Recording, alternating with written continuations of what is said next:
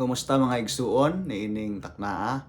I would like to teach you the chords, the simple chords, three simple chords of the song Sweet by and By. O sa Bisaya pa, sa balay sa akong amahan. Kung bag-o mo din consider to subscribe to our channel po and hit the like and the notification bell para updated po tayo sa mga guitar chords tutorial ng ating pong mga Christian song. Kung kamo mga SDA, please consider to subscribe our channel. Isa rin po akong SDA na naka-base po sa Cavite, pero tubong Davao de Oro po ako. So without further ado, atin pong umpisahan atong sugdan ang ato ang tutorial, at kung hindi nagkakamali ay ang atin pong key ng Sweet by and By ay D sharp.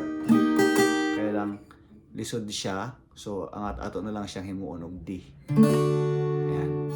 So D, kanya dili na nako siya butangan og minors. Ato na lang ni siyang himuong simple tutorial. 3 chords tutorial na lang. D, A at saka G. Alright? And then isa lang po yung akin pong ituturong tawag nito. Isa lang po ang akin ituturong stanza. Ang first stanza lang po. At gayahin niyo na lang dun sa second stanza. Tsaka chorus, of course. D. Sa balay sa akong amahan. Alright. So, D, G, D. Giandam sa akong Ginoo. That is D and A. Mga puloy anang balaan. O, diba? Parang simple na.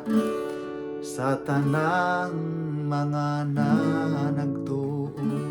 O, diba? Sa balayng di langit no, puloy anan sa Diyos G Amahan. Sa balayng langit no, magkinit anay kitang tanan.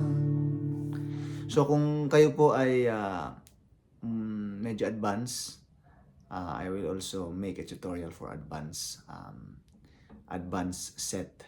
May mga minors, pero if you are just new and beginners in yung pagduyog ba, so please consider to study sa mga simple chords na D, A, and G. So thank you so much for your time in watching this video. Maayo unta og magamit ninyo sa inyong mga family worship. So muli, di kayo ko maka-istorya og straight kay nga kanang Bisaya, kay ko mangud tagod kanang dugay na ta diri sa Cavite, pero makangge ba musangit gyud. So thank you so much po, and see you next time po. God bless mga bisdak.